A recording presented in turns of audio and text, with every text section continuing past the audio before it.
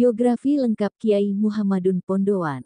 Kiai Haji Muhammadun atau yang lebih dikenal dengan panggilan Mbah Madun adalah seorang kiai yang terkenal dengan kealimannya dalam ilmu agama, zuhud dan sangat sederhana.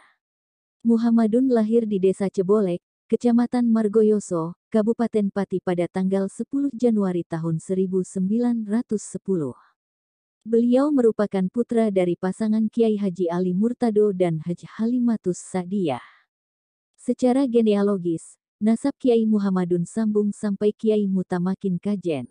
Baik dari jalur ayah maupun dari jalur ibu, yaitu Kiai Haji Muhammadun bin Ali Murtado alias Murtomo, bin Nyai Tohiroh, istri Kiai Nurwi Cebolek, binti Kiai Haji Raden Muhammad Soleh bin Nyai Jiroh, istri Kiai Hasan Wirai bin Kiai Abdur Rahman Waru Rembang, binti Nyai Alfiah alias Nyai Godek, istri Kiai Soleh alias Kiai Gerong bin Kiai Ageng Selo Purwodadi, binti Kiai Haji Ahmad Mutamakin Kajen. Sejak kecil, Muhammadun sudah belajar hidup sederhana dan pas-pasan. Pasalnya, ayahnya sudah meninggalkannya sejak umur 10 tahun. Sehingga putra keempat dari 7 saudara Kiai Haji Abdul Bashir, Kiai Haji Abdul Adim, Kiai Haji Muhdori, Kiai Haji Muhammadun, Kiai Mahsun, Kiai Haji Halimi, dan putra terakhir wafat ketika masih kecil ini hanya diasuh oleh ibunya. Kendati demikian, ibunya tak patah arang untuk tetap mendidik putra-putrinya ilmu agama dan berperilaku luhur. Selain itu, ibu yang terkenal dengan kesalihannya ini merupakan seorang ahli puasa, memberikan contoh kepada anak-anaknya untuk selalu tirakat dan berperilaku sederhana. Muhammadun sudah nampak tekun belajar mengaji semenjak masih kecil. Beliau mulai belajar Al-Quran kepada pamannya sendiri di sebuah surau kecil dekat rumah. Kemudian Muhammadun mondok di pesantren Salafiyah Kajen. Di pesantren Salafiyah ini beliau dibimbing langsung oleh Kiai Haji Siroj, ayah dari Kiai Haji Baidowi Siroj, pengasuh pondok tersebut. Namun, di sana Kiai Muhammadun tidak berdomisili lama. Pasalnya, beliau hijrah untuk mondok lagi di Pondok Pol Garut yang kala itu diasuh oleh Kiai Haji Abdussalam, ayah dari Kiai Haji Abdullah Salam. Beberapa tahun kemudian ketika usia Muhammadun sudah menginjak umur 15 tahun, beliau mengepakkan sayapnya menuntut ilmu ke Jekulo, Kudus. Mengaji ke pondok pesantren Kauman yang kebetulan kala itu diasuh oleh pamannya sendiri, Kiai Haji Yasin. Di tempat inilah Kiai Muhammadun belajar tauhid, nahwu, sorof, fikih, balagah, usyul fikih, tafsir, hadis, dan tasawuf. Kiai Muhammadun dikenal dengan sebutan santri tirakatan. Hal ini dikarenakan bekal Kiai Muhammadun yang sangat minim sehingga hanya bisa makan 1 kali dalam sehari, lauknya pun garam. Uniknya, Kiai Muhammadun seringkali mencampuri beras yang ia masak dengan kerikil, dengan tujuan supaya kalau makan bisa pelan-pelan sambil memilah-milah kerikil yang tercampur dalam makanannya. Belakangan diketahui hal ini sengaja dilakukan oleh Kiai Muhammadun untuk melatih kesabaran dan ketelitian. Dengan keterbatasan bekal dari rumah, maka beliau dipondok untuk mencukupi kebutuhan hidupnya sehari-hari melakukan usaha sampingan, membantu pekerjaan rumah tangga Kiai Haji Abdul Bashir kakaknya sendiri, yang pada saat itu sudah berumah tangga di sebelah timur Pondok Kauman Jekulo.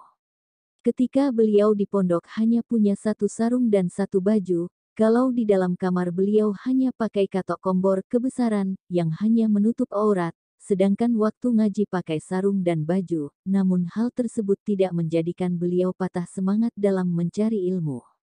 Kendati demikian, beliau tergolong santri yang sangat tekun dalam hal deres belajar.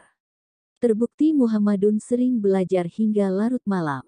Tak hanya itu, beliau juga selalu nampak menyendiri untuk salat hajat dan takarub ila Allah.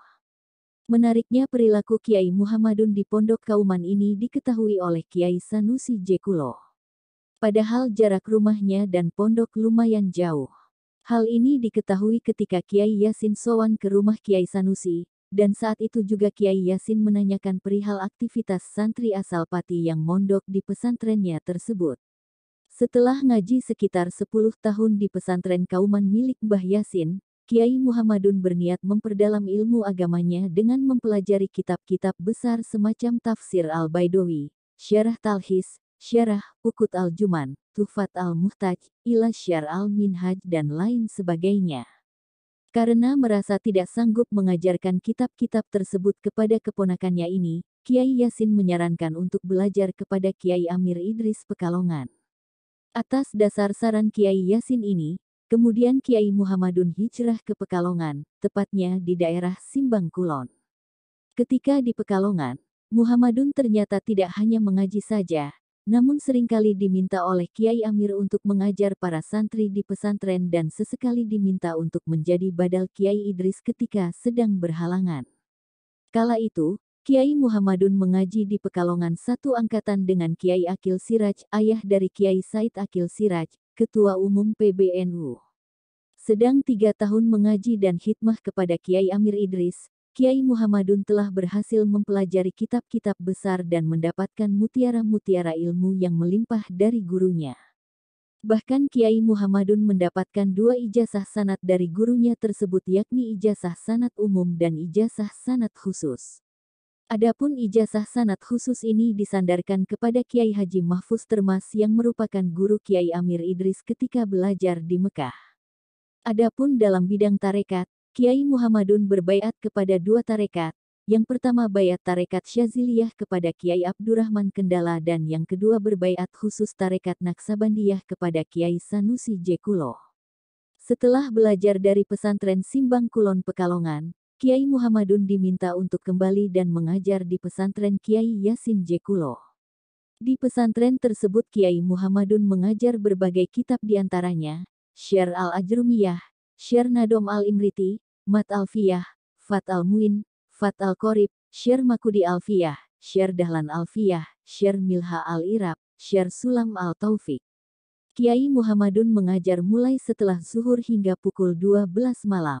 Bisa dibilang Kiai Muhammadun mengajarkan kitab kepada murid-muridnya 12 jam non-stop hanya jeda ketika salat saja. Setelah beberapa lama mengajar di pesantren, Kiai Yasin menjodohkan Kiai Muhammadun dengan putrinya sendiri bernama Nafisatun. Beberapa tahun menikah dikaruniai 3 anak yaitu M. Badrudin, Ahmad Rifai, dan Afifah. Kiai Muhammadun berkeinginan untuk membuat rumah sendiri. Awalnya, ingin membuat rumah di sekitar pesantren Kauman. Namun, karena kesulitan menemukan tanah yang cocok, akhirnya pada hari Senin 2 Safar 1364 H. 1943 Kiai Muhammadun beserta keluarga kecilnya boyongan ke desa Pondowan, yang kala itu masyarakatnya masih didominasi kaum abangan. Sehingga ketika awal-awal Kiai Muhammadun datang ke Pondowan, beliau tak jarang mendapat olok-olok dan ejekan dari warga sekitar. Namun, hal itu ditanggapi oleh Kiai Muhammadun dengan sabar dan lapang dada. Di saat Kiai Haji Muhammadun pindah ke Pondowan diikuti oleh seorang santri yang bernama Zuhdi dari Malangan Kayen, Kiai Haji Zuhdi Malangan, yang pada waktu itu sebagai salah satu santri yang ikut khidmah membantu menyelesaikan urusan rumah tangga Kiai Haji Muhammadun dan diikuti oleh santri yang lain diantaranya adalah Kiai Muhammad bin Kiai Haji Yasin Jekulo, Kiai Haji Hanafi, menantu Kiai Haji Yasin Pati Kota, Kiai Haji Masudi dari Muteh Wetan, Demak dan Kiai Haji Masum Karanggawang, Demak. Pondok pesantren Pondowan yang sekarang berdiri, asal-usulnya hanya sebuah surau atau musala. Yang kala itu hanya digunakan untuk jamaah dan mengaji Al-Quran oleh masyarakat sekitar dan belum ada santri yang menetap. Surau tersebut awalnya diasuh oleh Kiai Abdur Rauf kemudian diteruskan secara berurutan oleh Kiai Tasmin, Kiai Sumo, menantu Kiai Haji Tasmin, Kiai Sulaiman, cucu Kiai Haji Abdur Rauf, Kiai Abdul Adim, keponakan Kiai Sulaiman. Barulah ketika dipegang oleh Kiai Muhammadun pada tahun 1942, beliau menjadikan surau tersebut sebagai pesantren. Awalnya pesantren ini tidak diberi nama, kemudian atas usul para santri dan disetujui oleh Kiai Muhammadun, pondok pesantren ini diberi nama Raudatul Ma'arif Islamiyah. Kemudian, pada tahun 1974, nama tersebut diubah menjadi Darul Ulum. Pondok pesantren Pondowan pada masa awal berdirinya hanya terdiri dari bangunan induk yaitu langgar duwur, musola yang tinggi, yang kanan kirinya diberi gotaan kamar, yang terdiri dari atap rumbia, resulo, rembulung, dengan alas papah jambe pohon pinang, dengan dinding gedek dinding yang dibuat dari bambu, dan berjumlah 4 kamar.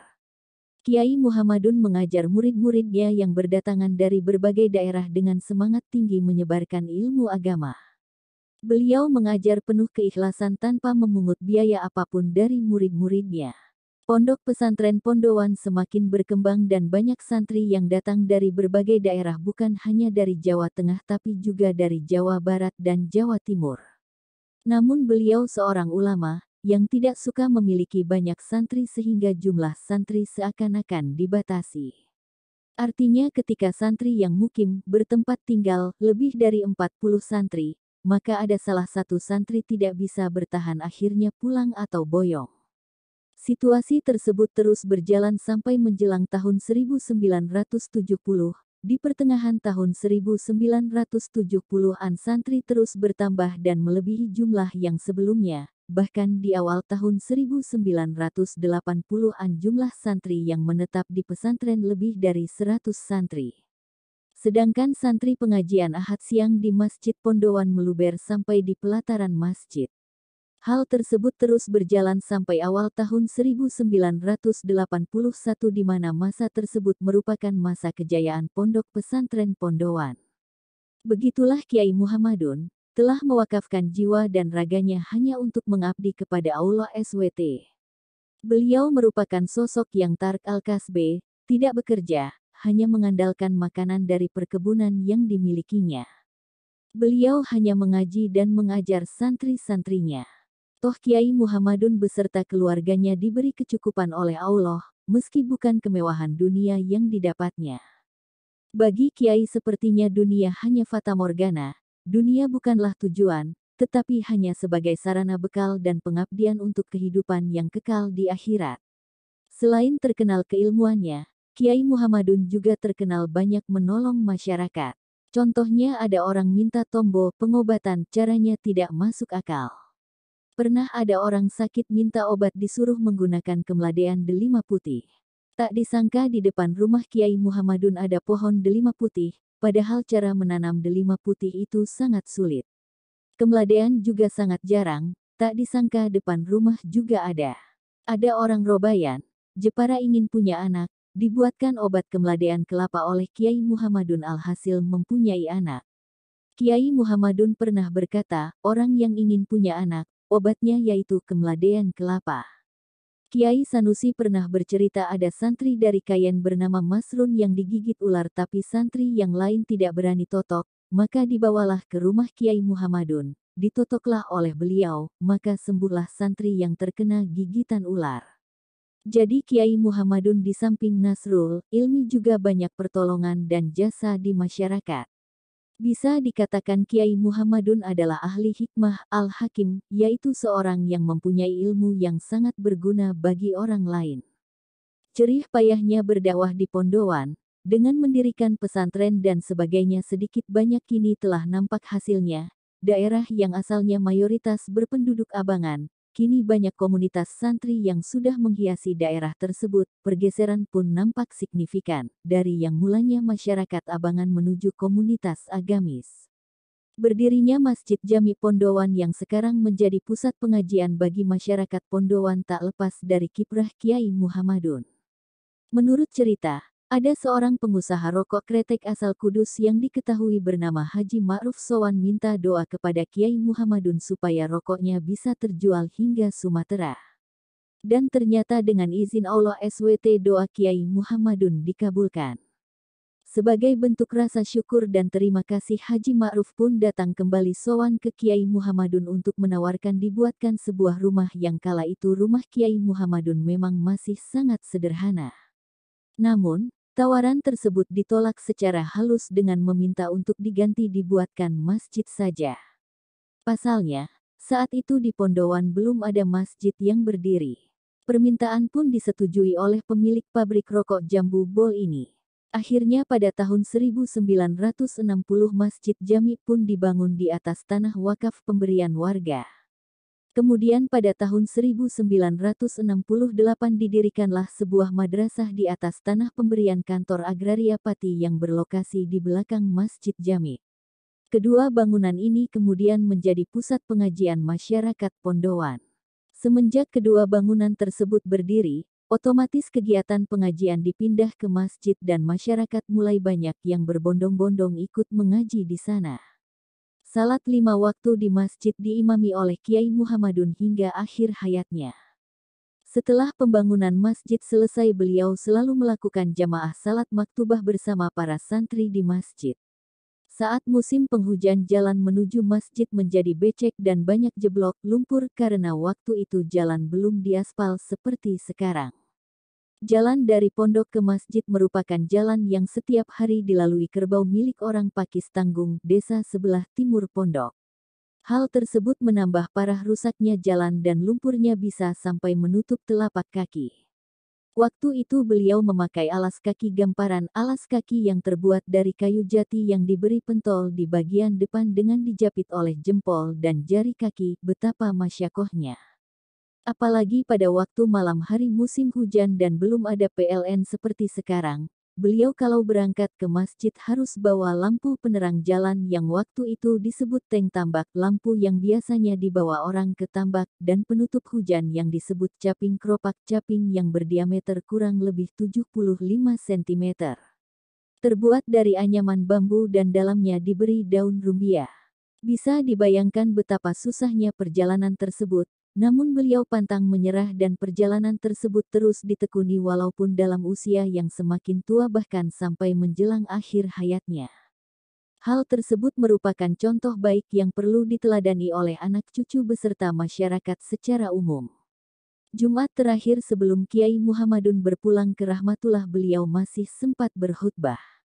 Dalam isi khutbah tersebut beliau mengatakan, "Wong sing gak menangi wulan Sya'ban, persasat wes dadi mayit." Jika diterjemahkan dalam bahasa Indonesia berbunyi, orang yang tidak bertemu bulan Sya'ban itu tandanya sudah menjadi jenazah. Dan ternyata selang 5 hari setelah khutbah tersebut, beliau kembali ke haribaan Allah SWT. Diketahui bahwa beliau meninggal dikarenakan menderita sakit stroke yang sudah sangat kronis. Awalnya pada hari Selasa tanggal 23 Juni Kiai Muhammadun terjatuh ketika akan berwudu untuk mendirikan salat duha di Masjid Pondowan. Kemudian atas saran dokter, beliau diantar ke Rumah Sakit Rumani Semarang oleh seorang dokter Puskesmas Margoyoso yang bernama Dr. Muhtadi dan dikawal oleh santri yang bernama Syafi'i dari Majalengka dirawat di sana sampai hari Rabu. Setelah mendapatkan perawatan intensif selama sehari semalam, Kiai Muhammadun menghembuskan nafas terakhirnya pada Rabu tanggal 24 Juni tahun 1981 pukul 17 waktu Indonesia Barat. Sontak mendengarkan kabar tersebut, kabut kesedihan menyelimuti desa Pondowan. Umat Islam berdatangan dari berbagai kalangan untuk ikut hormat jenazah sang kiai.